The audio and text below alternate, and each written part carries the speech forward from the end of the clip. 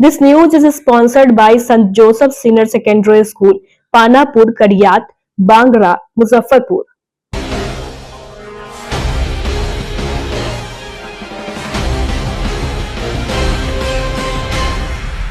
नमस्कार, स्वागत है आपका डे न्यूज में और दिन भर की तमाम अहम खबरों के साथ मैं हूं आरती सिंह। आगे बढ़ने से पहले आइए नजर डालते हैं आज की खास खबरों पर।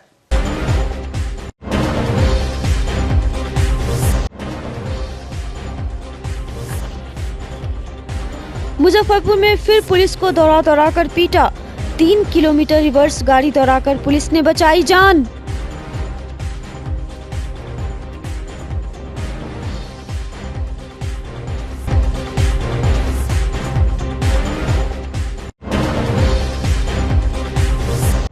सन की प्रेमी ने किया प्रेमिका का वीडियो वायरल। 4 लोगों के खिलाफ प्राथमिकी दर्ज, पुलिस कर रही है मामले की जांच।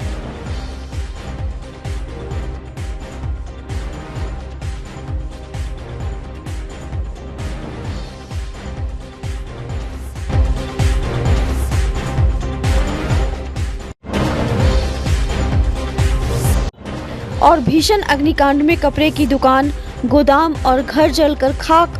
दमकल की 5 गाड़ियों ने पाया काबू, लाखों का सामान जलकर राख।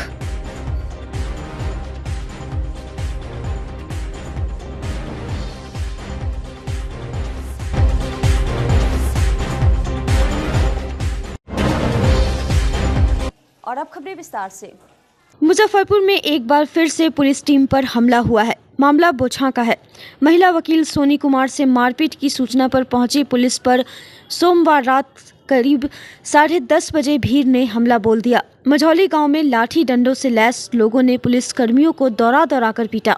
पुलिसकर्मी किसी तरह 3 किलोमीटर तक रिवर्स गियर में गाड़ी बैक कर अपनी जान बचाकर वहां से भागे। हमले में एक एएसआई समेत 4 लोग घायल हो गए। इस दौरान सैफ जवान की राइफल भी छीनने की कोशिश की गई। छीना झपटी में राइफल का अपर गार्ड टूट गया और भीड़ के हाथ ही रह गया। किसी तरह सैफ जवान और पुलिसकर्मी पुलिस वैन में चढ़कर बैक गियर करके भागे। अपर थानाध्यक्ष लुटावन राम, एसआई प्रीतेश गिरी और 2 वैन पुलिस घायलों को थाने से बोछा अस्पताल तक लेकर आई। यहाँ एएसआई रंजय कुमार, सैफ जवान अरविंद कुमार व वीरेश और सिपाही चालक नीलमणि कुमार उर्फ गोपाल को इलाज के बाद एसकेएमसीएच रेफर कर दिया गया।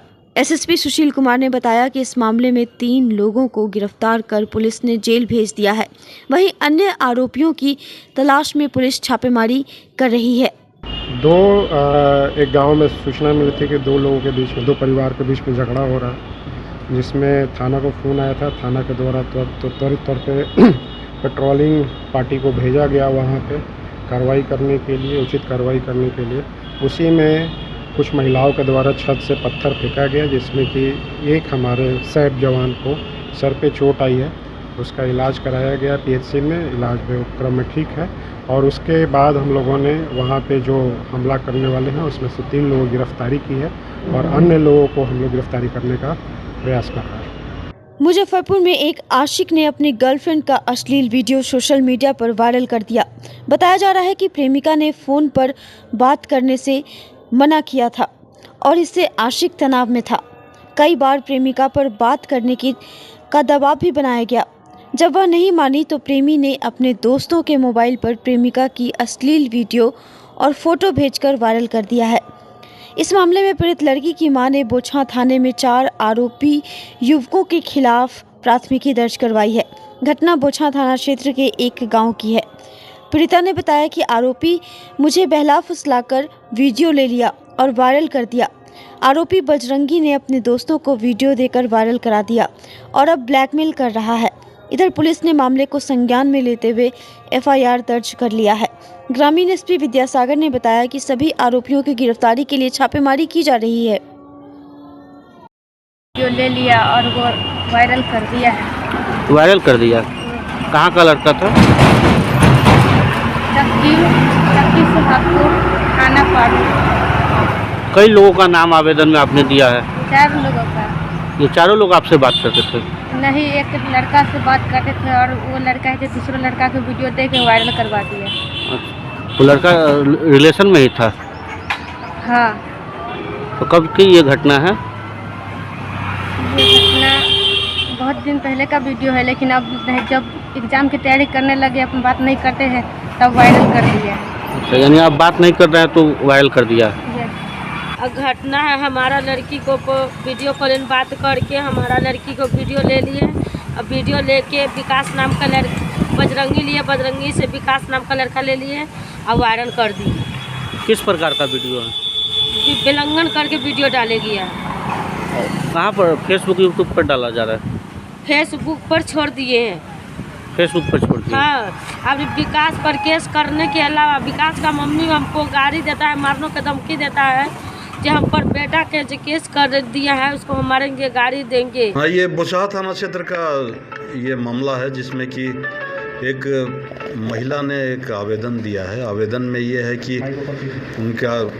उनके साथ बजरंगी, जो कि चक्की सुहागपुर का रहने वाला है, वो उनके साथ कुछ प्रेमालाप था, पहले से प्रेम संबंध था, और प्रेम संबंध के बीच का जो प्रेमालाप होता है वो उसका अपना पर्सनल था, उसको इन्होंने वायरल कर दिया। वायरल करने वाले में बजरंगी के ही एक मित्र हैं विकास कुमार, और 2 महिलाएं हैं उसी गांव की। इन लोगों का इसमें काफ़ी योगदान था उसको वायरल करने में, क्योंकि ये लोग ब्लैकमेल करते थे। वो पीड़ित महिला थी, उसको ये लोग ब्लैकमेल करते थे कि अगर तुम कि हम लोगों के अनुसार नहीं चलोगी तो हम लोग इसको वायरल कर देंगे। इसमें 2 महिलाओं का भी नाम आया है अभियुक्त के रूप में, उनका नाम लेना नहीं चाहेंगे। उनका ये था इसमें कि वो चाहती थी और वो धमकी देती थी लड़की पक्ष को कि अगर आप लोग उससे बजरंगी से शादी नहीं कीजिएगा तो हम लोग इसको वायरल कर देंगे। तो इस सिलसिले में एक कांड भी दर्ज किया गया है बोचहा में। आज ही सुबह कांड दर्ज किया गया है और अनुसंधान किया जा रहा है, और भी इसमें अगर कोई लोग होंगे तो उनको गिरफ्तार किया जाएगा। मुजफ्फरपुर के ब्रह्मपुरा थाना क्षेत्र के 100 मीटर दूरी पर संजय सिनेमा रोड में सोमवार की रात प्रेम कुमार की कपड़े की दुकान में भीषण आग लग गई। बिजली के शॉर्ट सर्किट से लगी यह आग कुछ ही देर में विकराल रूप ले लिया। दुकान से उठ रही आग की तेज लपटों को देखकर स्थानीय लोगों में अफरा तफरी की स्थिति बन गई। दुकान के ऊपर फर्स्ट फ्लोर पर रह रहे परिवार के 1 दर्जन लोगों के बीच में चीख पुकार मच गई। आग की सूचना पर ब्रह्मपुरा थाने के सभी पदाधिकारी व कर्मी मौके पर पहुंच गए। स्थानीय लोगों की मदद से छत पर फंसे लोगों को फायर ब्रिगेड की टीम ने पड़ोसी के छत होकर बाहर निकाल लिया। ब्रह्मपुरा चौक से लेकर संजय सिनेमा तक 500 से अधिक लोग सड़क पर आ गए। कपड़ा दुकान से उठकर आग पड़ोस के एक झोपड़ी को भी अपनी चपेट में ले लिया। घर में एक बुजुर्ग महिला फंस गई थी, उसको स्थानीय लोगों ने पीछे के रास्ते बाहर निकाल लिया। बेटी की शादी के लिए रखा ज्वेलरी व कपड़ा जलकर खाक हो गया। अगलगी की सूचना मिलने के बाद जिला अग्निशमन पदाधिकारी त्रिलोकनाथ झा, सहायक अग्निशमन पदाधिकारी विनय कुमार सिंह, फायर ब्रिगेड के 10 दमकल के साथ पहुंचे। फर्स्ट फ्लोर पर कमरे में रखे 6 बड़ा गैस सिलेंडर को निकाला गया। 2.5 घंटे की मशक्कत के बाद आग पूरी तरह से काबू पा लिया गया। अगलगी की इस घटना में 50 से 60 लाख की संपत्ति के नुकसान की आशंका जाहिर की जा रही है। कपड़ा के दुकान में आग लग गया है ना, शॉर्ट सर्किट से कपड़ा के दुकान में आग लग गया है। और कितना क्या दुकान में आग लगा है? एक दुकान में है, लंबा सा दुकान है। लगभग कितनी की क्षति हुई होगी हम नहीं बता सकते, कपड़ा वाला ना बताएगा, जो किरदार है वो ना बताएगा। लाइन से आग लग गया था हमारे बगल में, तो हम लोग का भी घर पूरा जल गया है, सब सामान जल गया है। उसमें क्या स्थिति था? उस समय बहुत दयनीय स्थिति था। आप लोगों के घर में आग लगने का आशंका था ना? हम लोग के भी घर में आग लग गया हुआ है, पूरा लगा हुआ है। पूरा जल गया, पीछे से आधा से ज्यादा मकान जल चुका है, सामान भी बहुत सारा नुकसान है। उसमें बच्चा बुजुर्ग को बचाना बहुत संभव नहीं था, लेकिन कि किसी तरह मोहल्लावासी ने निकाला, जान बचाया। सामान कुछ जला, मकान जला, जो भी जला, पीछे से बहुत सारा क्षति है। ठीक है, अब हमको यही चाहिए कि इन लोग को किसी तरह से मदद मिले। आग लगने का कारण कुछ पता? आग लगने का कारण तो अभी हम स्पष्ट नहीं बता पाएंगे, लेकिन अब पता नहीं कैसे लगा। पीछे से आग पता चल रहा है कि कोई कपड़ा दुकान से लग के आया है।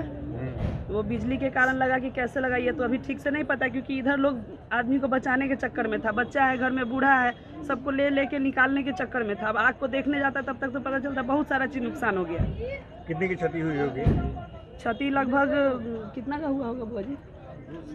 लगभग जो है ना 2.5-3 50-60 हज़ार का नुकसान पीछे से। हाँ, पूरा एकदम जो है कि हुआ है। पीछे से घर भी जल गया। जी जी जी, पीछे से जो है कि पूरा जला हुआ है, सामान भी छत पे। उस समय किस तरह का माहौल हो गया? उस समय का माहौल देखने लायक नहीं था, जो कि हम बता नहीं सकते हैं। जेवर था बच्चा लोग के लिए जो हो, हम लोग घर में शादी करने के लिए एक सियानी लड़की थी, उसके लिए कुछ बना के रखा गया था, वो भी उसमें गल गया। अब उसको तो हम कहाँ, बड़ी लड़की थी, फिर इनकी पोती है, सब कोई मतलब एकदम बुरा तरह उस समय फंस गया था।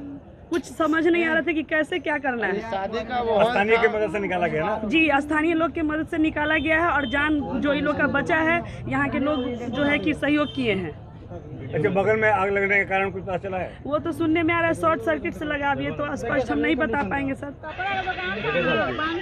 जी चाची, क्या हुआ था उस समय? कपड़ा का दुकान से लगा है, पीछे दुकान था, शॉर्ट लग गया, बंद करके चले गए थे।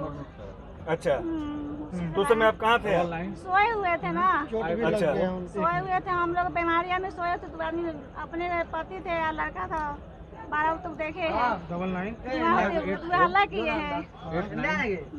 हमें भैया आदमी बगजर लग गया ना, कोई लगता ना था, बहुत जब भयानक था ना, बहुत भयानक आग लगा था। भयानक था। लगभग कितना देर रहा होगा? लड़की वो शादी करने वाला, देखिए ना, यही लड़की है जिनका शादी के लिए जो कुछ सामान अर्जा जा रहा था धीरे धीरे अंदर लगा था। सब देखिए हम लोग अब कैसे अंदर के जानेंगे, जब धुआं उठ रहा ना तब पता लगा हाँ आग लगा है इसमें। तब हल्ला चिल्ला हुआ तो सब आदमी सब उठा है, जागा है, अपना अपना निकले हैं। लगभग हो गया 1 घंटा से लगा हुआ, बंद कर। अभी कंट्रोल हो गया? होगा, थोड़ा बहुत हो गया। अभी भी डर बना हुआ है? डर होगा नहीं था। डर का माहौल जो है कि पूरा है, क्योंकि घर का स्थिति आप देख रहे हैं। इसमें जो है कि घर का स्थिति आप देख रहे हैं, डर का माहौल पूरा बना हुआ है। और यही लड़की है जिसके लिए कुछ थोड़ा बहुत जेवर जेवरात बर्तन अर्जा जा रहा था, जो कि सारा क्षति हो गया है। ठीक है, अभी भी सबके दिल में यही है कि हम कैसे इसमें रह पाएंगे, रात मेरा कैसे कटेगा, रोड पे कटेगा कि कहाँ। यही है, अब आप लोग से उम्मीद है, अब आप लोग क्या करते हैं। ये पता चला ब्रह्मपुरा में, हम लोगों को पता चला कि जो एक कपड़े दुकान में आग लगी है, और यहाँ स्थानीय प्रतिनिधिगण भी यही है। तो हम लोग का गाड़ी विदिन 5 मिनट से, चूँकि वहाँ प्री पोजिशनिंग हमारी गाड़ी थी अभी रामनवमी को लेकर, तो हम लोग कंट्रोल कर रहे हैं। आप देख ही रहे हैं कि कपड़ा अंदर में पूरा धुआं भरा हुआ है, लेकिन आग को हम लोग बुता दिए हैं, सामने में है, केवल अब धुआं बचा हुआ है। इसको भी हम लोग 10 मिनट में कंट्रोल कर लेंगे। सर, क्या कारण बताया जा रहा है? कारण तो ये अब जांच के बाद होगा, अभी तुरंत स्पष्ट हम कुछ नहीं। तो कितनी गाड़ी आई है यहाँ? हमारे पास 4 गाड़ी है, 3 बड़ी गाड़ी है और 2 छोटी गाड़ी है। कितना समय लगा यहाँ कंट्रोल करने में सर? अभी तो आधा घंटा से लगभग 15 मिनट लगा ही है, और 15 मिनट और लगेगा, आधा घंटा में हम लोग कंट्रोल कर, क्योंकि एक ही साथ हम लोग 4-5 गाड़ी को डिप्यूट कर दिया। तो लाखों की क्षति भी हुई है। क्षति का आकलन तो किया जा रहा है। मुजफ्फरपुर पुलिस एक्शन मोड में है। अहियापुर थाना क्षेत्र के भिखनपुर गांव में शशि कृष्ण हत्याकांड के फरार आरोपियों के खिलाफ पुलिस ने सख्त कार्रवाई करते हुए कुर्की जब्ती की।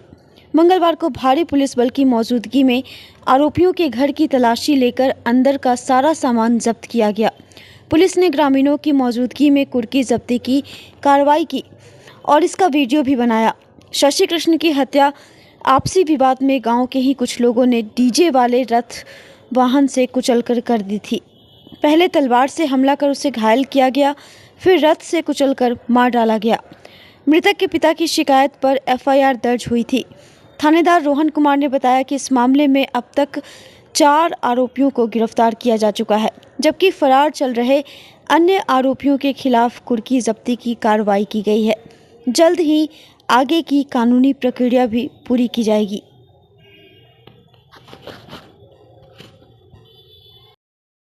525-24 अहियापुर में कांड दर्ज हुआ था, हत्या का केस था।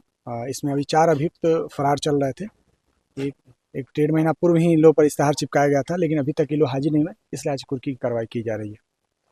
कितने अभियुक्त? 4 आदमी अभी इस कांड में भी फरार चल रहे हैं। 2 इस घर के हैं और 2 उस घर के हैं। वैसे अभियुक्त को क्या संदेश देना चाहते हैं इस जगह? संदेश ये देना है कि अगर आप कानून के साथ खिलवाड़ करेंगे तो आप पर कड़ी कार्रवाई की जाएगी। इसके कुर्की जब्ती होने के बाद ही फिर उन लोगों पर गिरफ्तारी की जाएगी कुर्की के बाद फिर अब हम लोग एक FIR दर्ज करेंगे कि आदेश का उल्लंघन किए हैं, कोर्ट के आदेश का हाजिर नहीं हुए, इसलिए एक FIR अलग से दर्ज किया जाए। कल भी कुर्की हुआ, कल हुआ था, कल सूर्यास्त होने के बाद कुर्की नहीं होता है, इसलिए आज की कार्रवाई की जाए। आज अगर भी समाप्त नहीं तो फिर कल भी किया जाएगा। मुजफ्फरपुर के मोतीपुर थाना क्षेत्र के मोतीपुर बाजार के पानी टंकी रोड स्थित वार्ड 16 में चोरों ने एक बंद घर को निशाना बनाया। इस दौरान चोरों ने मेन गेट का ताला तोड़कर घर के अंदर घुस गए।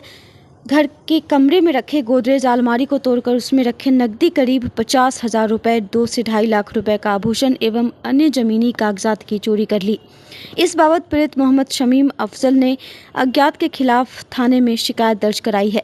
पीड़ित ने बताया कि वे अपने निजी कार्य को लेकर घर में ताला लगाकर बाहर गए थे, तभी चोरों ने घर को सुनसान देख विगत शनिवार की देर रात्रि मुख्य द्वार का ताला तोड़कर घर के अंदर प्रवेश कर गए और कमरे का ताला तोड़कर रखे गोदरेज में नकदी करीब 50,000 रुपए और 2.5 लाख के जेवरात और जमीनी कागजात की चोरी कर ली।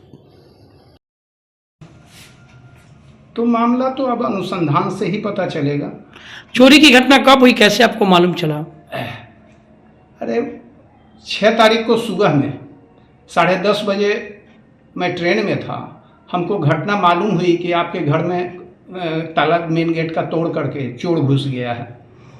अब बगल के पड़ोसी डॉक्टर हैदर साहब ने रेडीमेड वाले विजय के लड़के जो मेरे दीवार के पड़ोसी हैं, उन लोगों ने हमको प्रूव किया कि हाँ ऐसी घटना हो चुकी है आपके घर में। तो हमने अपना छोटा भाई मासूम भाई से कह करके उसमें गेट में ताला लगवा दिया। ताला लगवाने के बाद मैं आज पहुंचा हूं। पुलिस को ऑनलाइन पहले से खबर दे दिया था 6 तारीख को, 7 तारीख को। क्या क्या चोरी हुआ है आपके घर में? ऑर्नामेंट्स चोरी हुई है, कैश चोरी हुई है। कैश लगभग कितना? कैश तकरीबन 40 से 50,000 रुपये कैश था। और आभूषण कितने की चोरी हुई है? 2 लाख से के करीब की हो। और कुछ चोरी हुआ है? घर का मूल डॉक्यूमेंट्स था, वो चोरी हुआ है। चोरी का किसी पर शक या अंदेशा? ये अभी मैं क्या बताऊं। बगल में मेरे जो रेडीमेड वाले हैं उनके दीवार पर कैमरा लगा हुआ है। अगर पुलिस चाहे तो उसकी फोटोज निकाल करके देख सकती है। Saint Joseph senior secondary school, Panapur, Kariyat, Bangra, Muzaffarpur, affiliated to CBSE 10+2. Co-education. The school maintains a very efficient team of teachers equipped with physics, chemistry, biology, maths and computer lab. Career-oriented classes through counseling from Standard 6. Skill development through yoga, dance and music. Route-wise vehicle facilities available. Separate hostel facilities for boys and girls. School is always ahead in participating cultural, literacy and other similar activities both at city and state level. Our result in boards, IIT, PMT show our effort. Registration for admission is going on.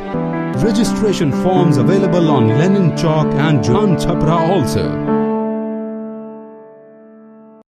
Muzaffarpur के साहिबगंज से एक चौंका देने वाला मामला सामने आया है। भथंडी गांव की एक महिला सैरून खातून पति मोहम्मद जलील ने मंगलवार को नवल किशोर चौक स्थित बैंक ऑफ बड़ौदा बैंक में विड्रॉल भरवाने के बाद 25,000 रुपये निकाले।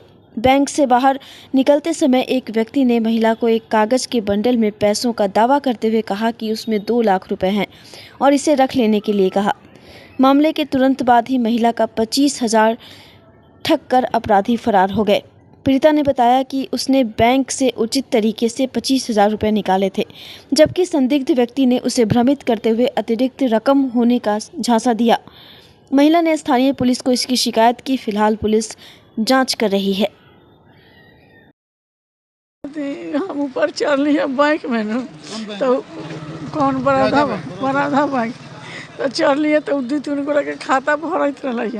तो हम कहनी कि हमरो खाता भर दे। बैंक के अंदर ही? हाँ, भीतर जहाँ टेबुल लगल है खाता भरे तो देनी है तो खाता भर दिलक। खाता भर दिलक तो बता दिलक कि ये जी उठा के टिप दे दो। तो हम जाके उठा के टिप दे के आ खाता लगा दिली। 2 बेर 3 बेर कहलक कि जाओ ना ना तो लंच हो जाएगा तो नहीं मिलेगा, लंच हो जाएगा तो नहीं मिलेगा। तो हम कहनी कि ना हम ना जाए से सर अपने चाल करियन तो हम जाए। जब खातवा आ जाए भी तो सर लोग चाल करल तब कहलक कि तो लंच का बाजे हो जाए तो फिर हमरा के सर बुला दिलक से सर खातवा ना बोले जी सर पैसा लेके आई नहीं है लेके 25,000 परसों पोती के बारात आवे तो हम पैसा लेके आई नहीं है तो हमरा के बाहर लड़का के खड़ा कर एकदम बाहर वो बगल रोड बगल वो बगल तब लड़का के खड़ा कर लगा तब लड़का के सिखावले लगा कि 2 लाख रुपया हमरा जमा करे के बा 2 लाख रुपया जमा करे के बा तो इन्हीं पुत्र जाए कहता कि चाची से 2 लाख रुपया धार से हमरा परिवार के अथी एक्सीडेंट हो गल बा हम आइले तब खोल के तोरा के दिलू तो इन्हीं पुत्र रुपया लगे हुआ पैसा ले लिया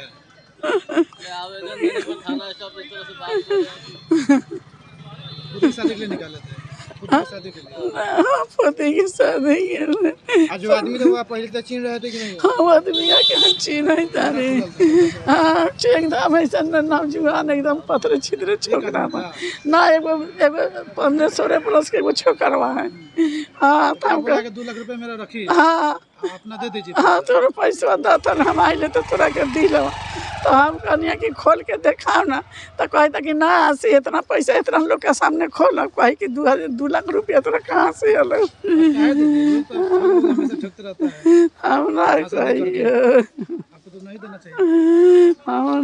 कहियो शराबबंदी को सख्ती से लागू करने वाले बिहार राज्य में अब नीतीश सरकार ने नई पहल की है।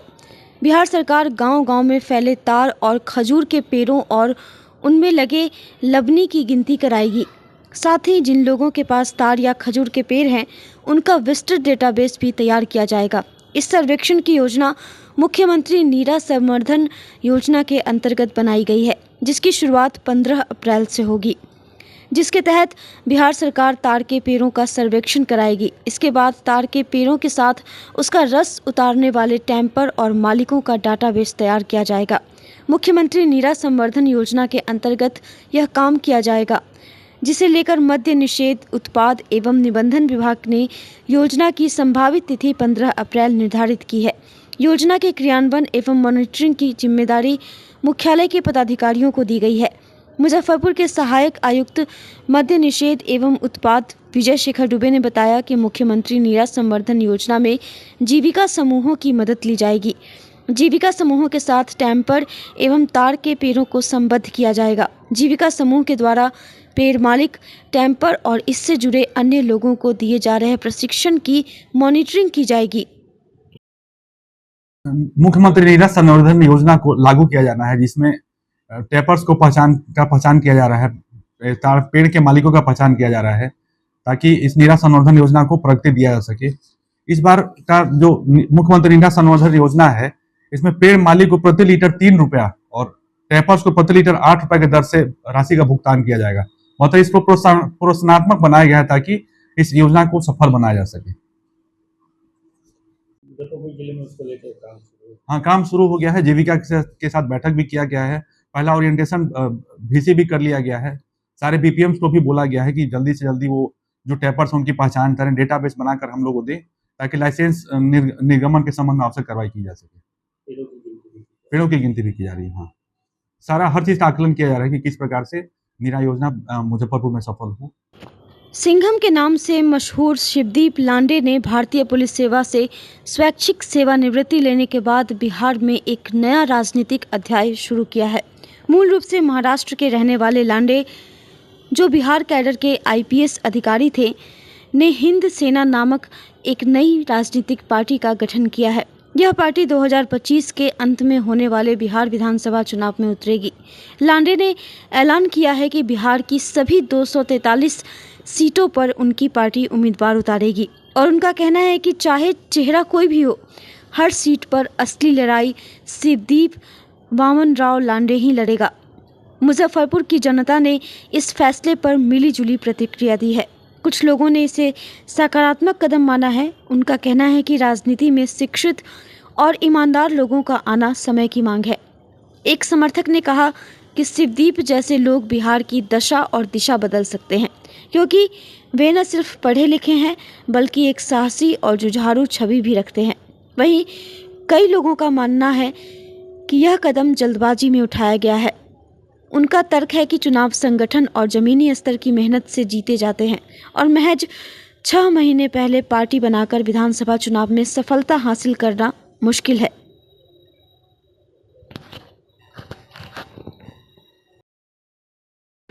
सिद्दीप लांडे जो ब्यूरोक्रेट रहे हैं, आईपीएस थे, ये बात ठीक है, लेकिन बिहार की राजनीति में सफल होने के लिए धरती की पकड़ होनी चाहिए। जब तक संगठन नहीं होगा किसी के पास, तो बिना संगठन के राजनीति में कोई सफल नहीं हो सकता है। और दुर्भाग्य उनके साथ है कि वो राजनीति में तो आए हैं, लेकिन उनके पास संगठन नहीं है। इसलिए मेरा जो अपना व्यू है, ओपिनियन है, मुझे नहीं लगता है कि राजनीति में कुछ बहुत बड़ा बदलाव ला सकते हैं। अभी नई पार्टी बनी है, आज संगठन तो फिर बन ही जाएगा। 43 सीट पर चुनाव लड़ने का दावा कर रहे हैं कि हम पूरे सीट पे बिहार में चुनाव लड़ेंगे। नहीं, वो एक सीट पर भी लड़ें या पूरे सीट पर लड़ें, चुनाव लड़ने के लिए संगठन की ज़रूरी होती है, वोटर्स की ज़रूरी होती है। आपके पास कोई संगठन ही नहीं है। हो सकता है आपका इरादा नेक हो, लेकिन आपका इरादा जो नेक है वो पब्लिक फील्ड में आएगा कैसे? वो संगठन के माध्यम से ही आएगा। और आपके पास संगठन नहीं है, आप पहले संगठन को मजबूत कीजिए। वो संगठन को मजबूत करेंगे, लोगों के बीच अवेयरनेस लाएंगे, जागरूकता लाएंगे, लोग उनको जानेगा। दुर्भाग्य की बात यह है कि जो पढ़े लिखे तबका है वो उनको जानते हैं, जो इलिटरेट पर्सन है, जिसका मास वोट है, समाज पर जिसकी ज़्यादा पकड़ है, वो उनको जानते ही नहीं है। और जिसको कोई जानेगा नहीं, उसको वोट करेगा, इसकी परिकल्पना नहीं की जा सकती। विधानसभा चुनाव में भी 7 महीना, लगभग 7 महीना बचा हुआ है और इस तरह का पार्टी का घोषणा कहाँ तक थी? मुझे नहीं लगता है कि बिहार की राजनीति में अभी फिलहाल कोई इम्पैक्ट उनके नाम का पड़ने जा रहा है। कोई बदलाव नहीं होगा, उनका कोई प्रभाव यहाँ नहीं है। राजनीति वो अब चूँकि नौकरशाह रहे हैं, वरिष्ठ रहे हैं, तो राजनीति अब तो करेंगे ही, लेकिन उनका बिहार के नेतृत्व से खटपट हुआ, वो रिजाइन किए। अब वो चाहते हैं कि इसका जवाब हम राजनीति से दे, तो वो संभव बिहार में नहीं है। बिहार में जो मुख्य धारा में जो पार्टी है, वही पार्टी में या तो एनडीए नहीं तो महागठबंधन, यही दोनों में है। न पीके का कोई भविष्य है, न लांडे का कोई भविष्य है। वर्तमान में देखा जा रहा है कि कितने आईपीएस छोड़ के आ रहे हैं चुनाव लड़ने का मन। छोड़ के इसलिए आए हैं कि इनको मन लायक जगह नहीं मिल रहा। डीजीपी के अपना सोच रहे थे कि हमको नीतीश जी डीजीपी बना दें, तो नीतीश जी कैसे डीजीपी बना देंगे? जो वरीयता में पहले से है वो बनेगा, तो न बने तो अभी चाहते हैं कि हमको राजनीति से जवाब देता है। लांडे साहब का बिहार में कोई राजनीतिक पृष्ठभूमि नहीं है और कोई कहीं इनका कोई पकड़ नहीं है। खड़ा होने के लिए 243 पकड़ करें, लेकिन इनका एको जगह जमानत बच जाएगा, यही बहुत बड़ी बात है। जीतने की बात तो बहुत दूर की बात, कोई प्रभाव नहीं डाल पाएंगे। कोई प्रभाव नहीं डाल पाएंगे, कोई प्रभाव नहीं डाल पाएंगे। लेकिन वो कह रहे युवा, अब कहने के लिए तो वो बहुत कुछ कहेंगे, उनका तो काम है कहना, हम लोग सुनते रहेंगे।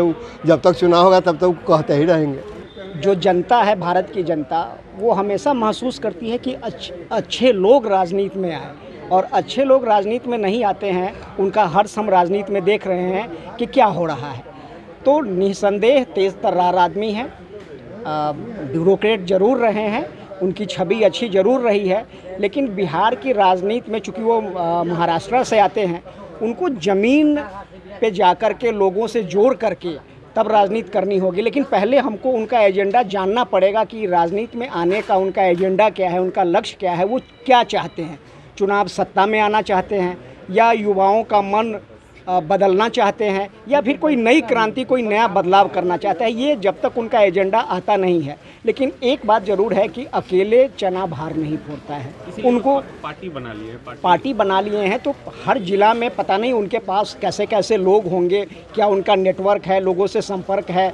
चूँकि किसान, मजदूर, बुद्धिजीवी, पैसे वाले बहुत सारे लोग हैं जो चुनाव में मिल कर के इकट्ठे सब चीज़ परिवर्तन लाते हैं। तो वो कैसे कैसे लोगों को संगठन में रखते हैं और उनका एजेंडा, उद्देश्य क्या होता है, इस पर सारा भविष्य निर्भर है। लेकिन मेरा स्वागत है कि अच्छे लोग अगर राजनीति में आते हैं तो कम से कम राजनीतिक स्वच्छता तो ज़रूर आएगी, अच्छी बात, अच्छा चीज़ सुनने को तो ज़रूर मिलेगा, और लोग ज़रूर चाहेंगे कि अच्छे संगठनकर्ता, अच्छा नेतृत्व पढ़ा लिखा करे। लेकिन संभावना अभी इतनी जल्दी लगा लेना थोड़ा सा मुश्किल है मेरे ख्याल से। लेकिन समय कम है विधानसभा। जी बिल्कुल कम है, चूँकि घोषणा करना किस प्रकार यही तो आश्चर्य का है। लेकिन पहले से कयास तो था ही कि वो राजनीति करेंगे। हम लोग तो यही उम्मीद कर रहे थे कि कोई ना कोई पार्टी जो पहले से बनी है उसको ज्वाइन करेंगे।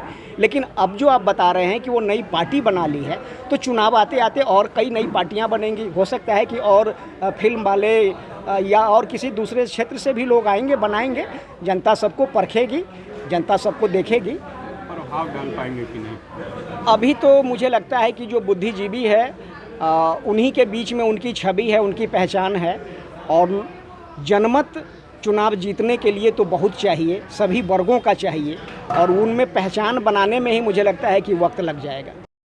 आईपीएस से आप राजनीति में एंट्री लिए, ये बहुत ही अच्छा है यह बिहार प्रदेश के लिए कि ऐसे ऐसे बुद्धिजीवी लोग और तेज तरार और काफ़ी ईमानदार छवि वाले एक पदाधिकारी राजनीति में आए हैं। और इसकी समय की ज़रूरत है कि ऐसे ईमानदार और शिक्षित और समाजसेवी लोगों की अभी बिहार में काफ़ी ज़रूरत है। तो ये आए हैं और इस संघर्ष करें, और निश्चित रूप से आज नहीं तो कल इनको सफलता ज़रूर मिलेगी। और ऐसे लोगों की बिहार में ही नहीं पूरे देश में आवश्यकता है, क्योंकि अब देश में ईमानदार लोगों की संख्या काफ़ी कम है। और ईमानदार लोग तो ईमानदार उसी वक्त तक रहते हैं जब तक वो पकड़ में नहीं आते हैं, और जब पकड़ में आ जाते हैं तो सारी ईमानदारी ख़त्म हो जाती है। लेकिन इस संक्रमण काल के दौर में भी शिवदीप लांडे का स्थान बहुत ही ऊंचा है, और वे जहां पर भी नौकरी में भी जहां पर भी रहे हैं आम जनता से जुड़ करके रहे हैं। और कोई भी हम लोग सुने हैं उनके बारे में और देखते हैं उनके बारे में आप लोगों के माध्यम से, तो काफ़ी खुशी मिलता है कि आचार्य किशोर कुणाल जैसे विद्वान लोग जो कि समाज को दिए हैं, और उसके बाद में एक ऐसे आईपीएस जो आचार्य किशोर कुणाल के बाद में शिवदीप लांडे साहब जैसे आईपीएस समाज के बीच में आकर के संघर्ष कर रहे हैं, तो इससे बहुत बड़ा भारी बात जो है बिहार के लिए क्या हो सकता है। बहुत सुखद बात है तब है कि विधानसभा में सफलता या असफलता, यह तो बात की बात है, लेकिन कम से कम एक सकारात्मक प्रयास तो एक कर रहे हैं ना, एक 9 से हाँ तो हो रहा है ना, तो यह हम लोगों के लिए काफ़ी खुशी की बात है। शिवदीप लांडे साहब आए हैं और हम लोग ईश्वर से मनाते हैं कि 243 सीट पर आईएएस और आईपीएस और आईआईटीएन और अधिवक्ता रिटायर्ड न्यायाधीश लोगों को उतारे, कि कम से कम बिहार में एक बदलाव हो। आप लोगों के माध्यम से हम यही कहेंगे कि लांडे साहब 243 सीट पर आईएएस को, आईपीएस को, आईआईटीएन को, मेडिकल वाले को, अधिवक्ताओं को, रिटायर्ड न्यायाधीश लोगों को, मतलब पढ़े लिखे को इस जगह पर लाइए कि देश में जो है और राज्य में एक बदलाव हो। और पढ़े लिखे लोगों को भी लाइए, मतलब जो काफ़ी पढ़े लिखे लोग हैं, बहुत बड़े एक्टिविस्ट हैं, सोशलिस्ट हैं, जर्नलिस्ट हैं, तो इन सभी लोगों को लाइए, और उसकी अभी ज़रूरत है। और लांडे साहब ऐसा कर पाने में बिल्कुल सक्षम है, क्योंकि लोगों को के बीच में संवाद स्थापित करना और लोगों को एक सूत्र से बांधने में यह बिहार का एकलौता आईपीएस है, जो कि पूरे लोगों को एक सूत्र में बांध करके सारे लोगों को दिल को जीत लेते हैं। इस सही में जो है कि बहुत माने हम लोगों के लिए काफ़ी गर्व की बात है कि छत्रपति शिवाजी महाराज की धरती से चल करके शिवदीप लांडे साहब राजेंद्र बाबू की धरती पर आए हैं। हम लोग इनका काफ़ी स्वागत करते हैं, और जिस तरह से छत्रपति शिवाजी महाराज ने अपना परचम लहराया है, उस तरह से लांडे साहब बिहार में आकर के अपना परचम लहरावे। और मुजफ्फरपुर के औराई प्रखंड कार्यालय परिसर में सोमवार को विभिन्न मांगों को लेकर धरना प्रदर्शन कर रहे भाकपा माले नेता आफताब आलम समेत आधा दर्जन कार्यकर्ताओं को पुलिस ने गिरफ्तार कर लिया, उसके बाद बॉन्ड पर रिहा कर दिया। बताया गया कि माले कार्यकर्ता प्रखंड परिसर में सहिला बल्ली और महेश्वरा के देउरा गांव में दलितों को शमशान के लिए जमीन आवंटित करने, धरहरवा सहित अन्य गांवों के भूमिहीन को पर्चा देने, चहुठा, चैनपुर, बारा और महुआरा के विस्थापित दलित अति पिछड़ों को मुआवजा देने और पुनर्वासित करने, आवास, राशन कार्ड, बंद पेंशन चालू करने और नाम जोड़ने के लिए पंचायतों में शिविर लगाने समेत अन्य मांगों को लेकर धरना प्रदर्शन कर रहे थे। इसी बीच धरना की अनुमति नहीं लेने के आरोप में थानाध्यक्ष राजा सिंह दलबल के साथ पहुंचकर आधा दर्जन लोगों को गिरफ्तार कर थाने ले गए। बाद में बॉन्ड बनवाकर सभी को थाने से रिहा कर दिया गया। वहीं माले नेता मनोज यादव ने कहा कि कार्यक्रम की सूचना व्हाट्सएप के जरिए स्थानीय प्रशासन को दी गई थी, फिर भी प्रशासन गरीबों की आवाज़ को बलपूर्वक दबाना चाह रही है।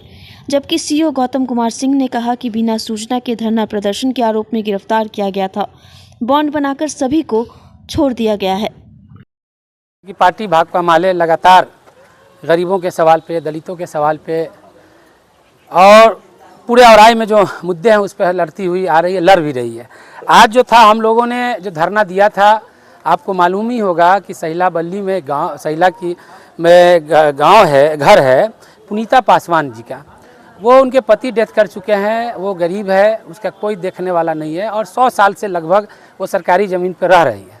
अब सरकार ने उस पर पंचायत भवन बनाने का निर्णय लिया, तो हम लोग चाहते हैं कि पंचायत भवन बने, लेकिन वो जो गरीब है, मुस्मात है, उसको कमाने वाला कोई नहीं है, तो उस गरीब को, क्योंकि सरकार ही ना बोलती है कि 5 डिसमिल दिया जाए जो गरीब है उसको बसाने के लिए, तो हम लोग की मांग है कि इस गरीब को पहले बसा दिया जाए, तब उसके ऊपर बुलडोजर चला दिया जाए। लेकिन सीओ साहब पहले ही नोटिस निकाल दिए थे, उसको लेकर हम लोग आंदोलन कर रहे थे। दूसरा क्या था कि आप विधानसभा के अंदर जहाँ भी चले जाइएगा, जो दलित जिस जमीन पर रह रहे हैं उनका वास्तविक पर्चा नहीं कटा हुआ है। कभी मालिकाना आके उसको कहता है कि ज़मीन खाली करो, कोई सरकार का अधिकारी आके कहता है कि इस पर बुलडोजर चला देंगे। तो इन सारे मुद्दों को लेके कि जो गरीब जहाँ बसे हुए हैं, धरहरवा में है, डीजीवर में है, ताराजीवर में है, परमजीवर में है, क्या बोलते हैं महेशवाड़ा में है, साहब जो लोग दलित बसे हुए हैं उन लोगों का वास्तविक पर्चा काटा जाए और उनको ज़मीन दिया जाए। इसी सब को लेकर आज हम लोग धरना पे बैठे थे। इन लोगों का सीओ साहब कहना था कि आपने इन्फॉर्मेशन यानी परमिशन नहीं लिया, क्योंकि आज तक पार्टी हम लोग की जो धरना देते आ रही तो हम लोग इन्फॉर्मेशन देते हैं। शनिवार को बंद था तो हम लोग हमारे जो प्रखंड सचिव है मनोज यादव जी, इन्होंने व्हाट्सएप पे इनको इन्फॉर्म कर दिया था कि आज हम लोग धरना देंगे।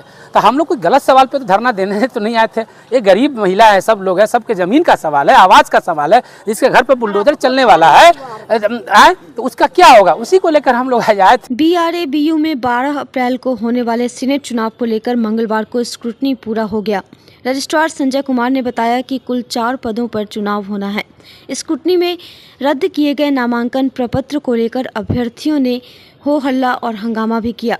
स्क्रूटनी के आखिर में रजिस्ट्रार संजय कुमार ने बताया कि कुछ नामांकन रद्द किए गए हैं, बाकी आवेदनों को कुलपति को भेजकर आधिकारिक घोषणा की जाएगी। अभी जो सिंडिकेट का इलेक्शन के लिए जो लोगों ने नॉमिनेशन किया था, आज उसका स्क्रूटनी था और स्क्रूटनी में प्रोफेसर एवं रीडर कैटेगरी में 4 लोग एप्लीकेंट थे और लेक्चरर कैटेगरी में भी 4 लोग एप्लीकेंट और उनका फाइल देखा गया है और जो भी ये होगा, कितना एक्सेप्ट हुआ रिजेक्ट हुआ, ये नेट पर डाल दिया जाएगा। आज स्क्रूटनी किया गया है। सिंडिकेट के 4 तारीख तक लास्ट डेट था और आज 8 को स्क्रूटनी किया गया है, जिसमें 4 सीट है। एक सीट है जनरल प्रोफेसर एंड वो एसोसिएट प्रोफेसर का, एक वो है ओबीसी में एसोसिएट एंड प्रोफेसर का, तीसरा है असिस्टेंट प्रोफेसर का और असिस्टेंट प्रोफेसर में ही एगो ST SC का है। लगभग लगता है कि 3 आदमी का क्लियर हो गया है। एसोसिएट प्रोफेसर एंड एसोसिएट का क्लियर हो गया है, उसमें एक थे, एक रिजेक्ट हो गया फॉर्म।